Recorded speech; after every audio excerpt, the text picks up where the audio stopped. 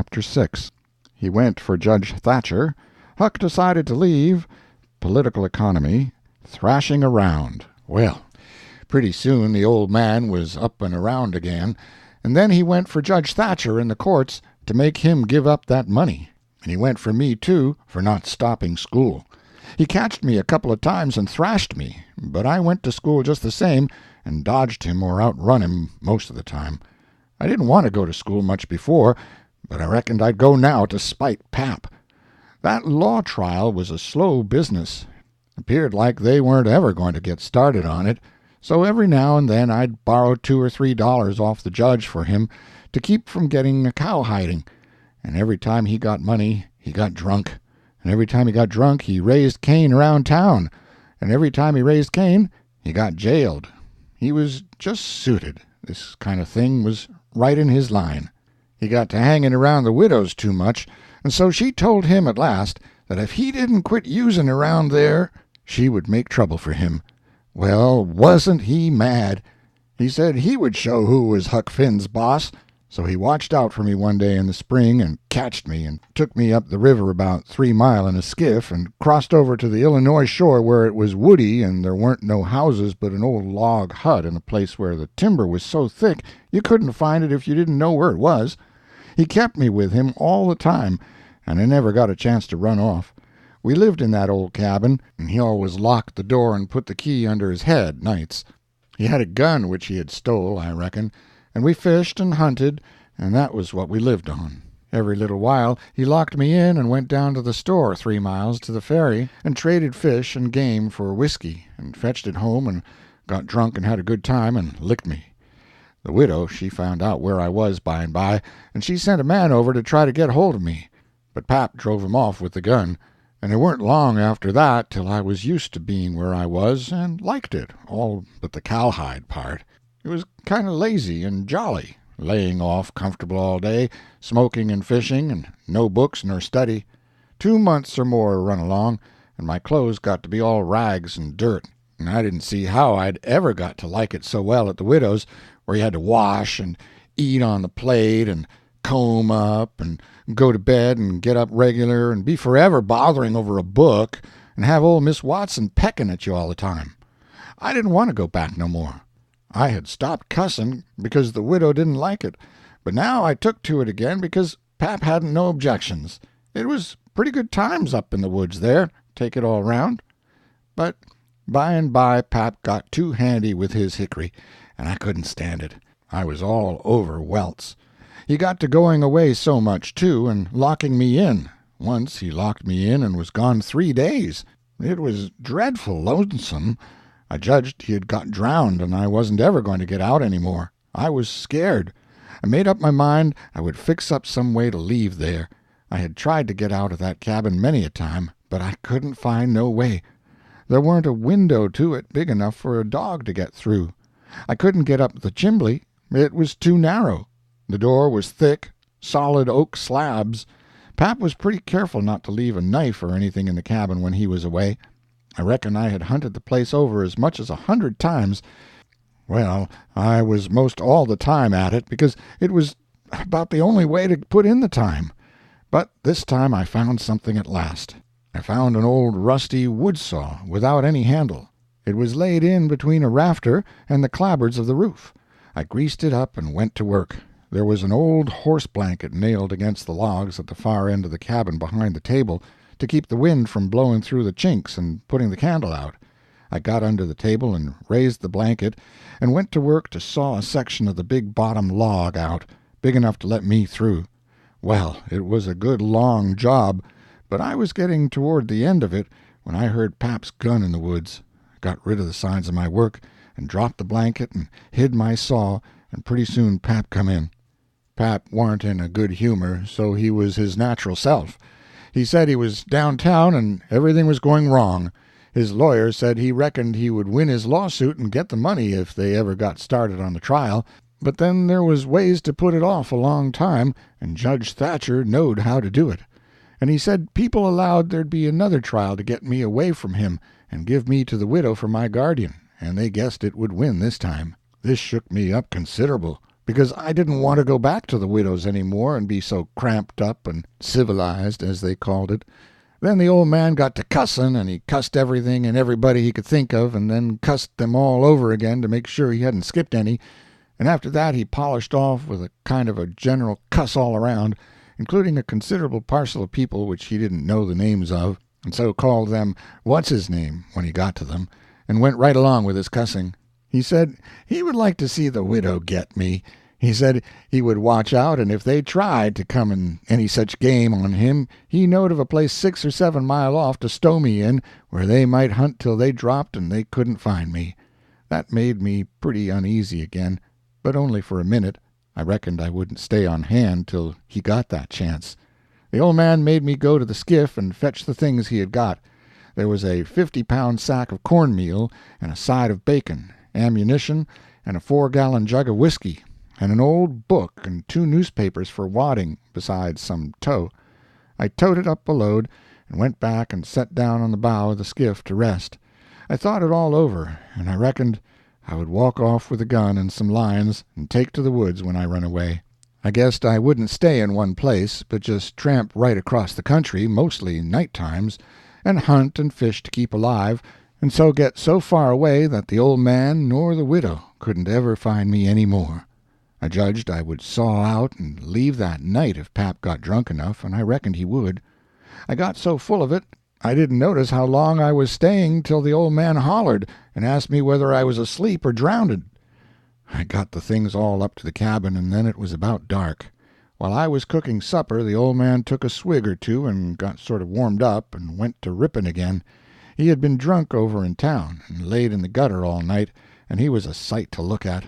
A body would have thought he was Adam, he was just all mud. Whenever his liquor begun to work, he most always went for that government. This time he says, "Call this a government?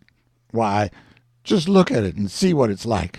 Here's the law standing ready to take a man's son away from him, a man's own son, which he has had all the trouble and all the anxiety and all the expense of raising. Yes, just as that man has got that son raised at last and ready to go to work and begin to do something for him and give him a rest, the law up and goes for him, and they call that government. That ain't all, nuther.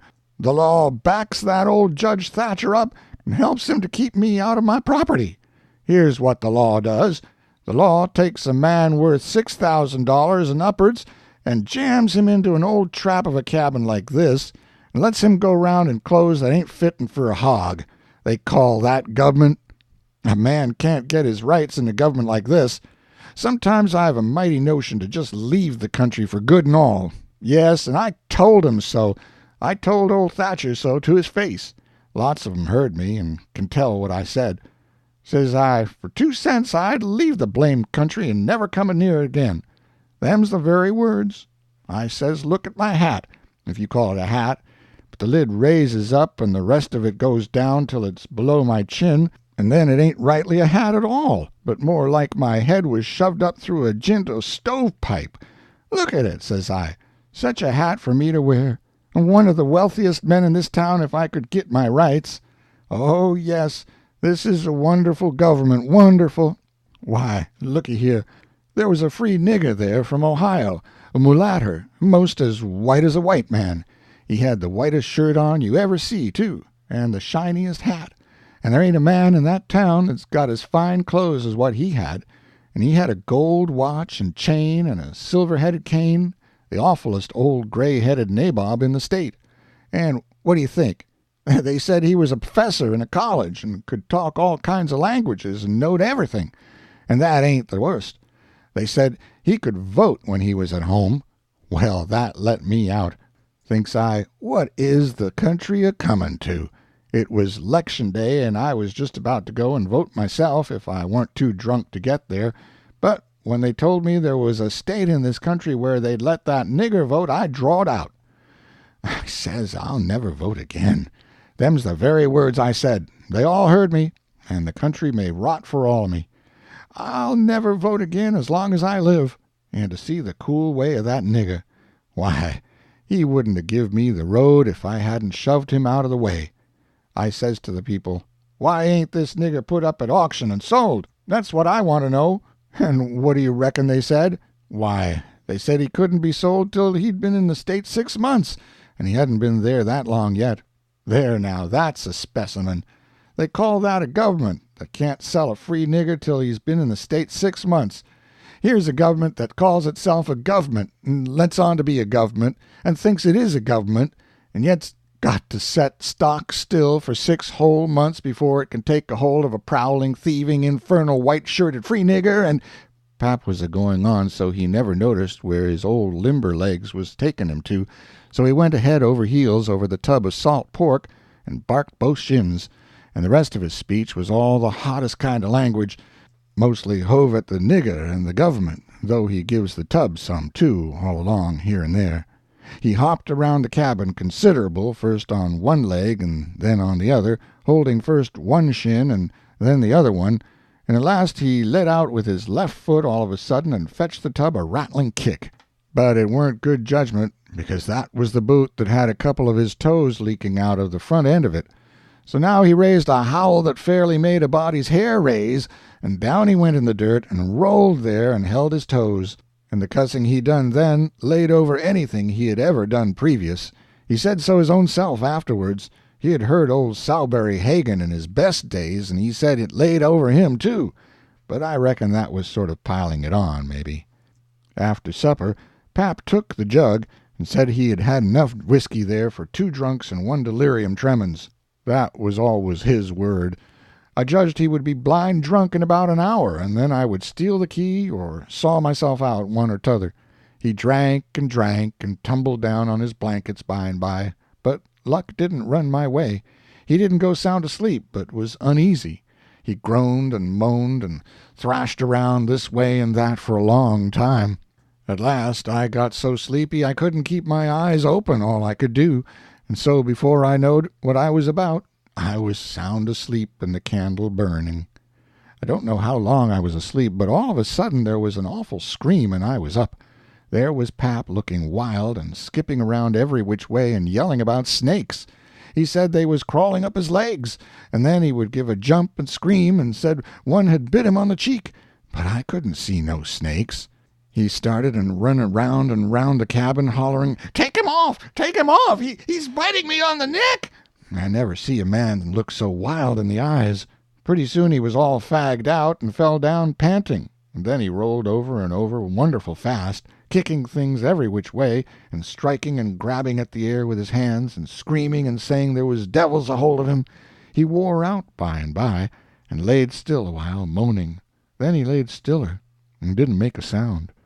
I could hear the owls and the wolves away off in the woods, and it seemed terrible still. He was laying over by the corner. By and by he raised up part way and listened, with his head to one side.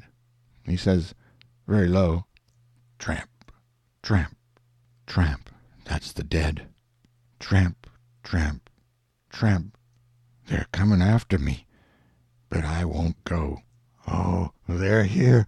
Don't touch me. Don't. Hands off. They're cold. Let go. Oh, let a poor devil alone." Then he went down on all fours and crawled off, begging them to let him alone, and he rolled himself up in his blanket and wallowed in under the old pine table, still a-begging. And then he went to crying. I could hear him through the blanket. By and by he rolled out and jumped up on his feet looking wild, and he see me and went for me. He chased me round and round the place with a clasp knife, calling me the angel of death, saying he would kill me, and then I couldn't come for him no more. I begged and told him I was only Huck, but he laughed such a screechy laugh, and roared and cussed, and kept on chasing me up. Once, when I turned short and dodged under his arm, he made a grab and got me by the jacket between my shoulders, and I thought I was gone. But I slid out of the jacket quick as lightning and saved myself. Pretty soon he was all tired out and dropped down with his back against the door, and said he would rest a minute and then kill me. He put his knife under him and said he would sleep and get strong, and then he would see who was who. So he dozed off pretty soon. By and by I got the old split-bottom chair and clem up as easy as I could, not to make any noise, and got down the gun. I slipped the ramrod down it to make sure it was loaded. Then I laid it across the turnip barrel, pointing towards Pap, and set down behind it to wait for him to stir. And how slow and still the time did drag along. End of chapter 6.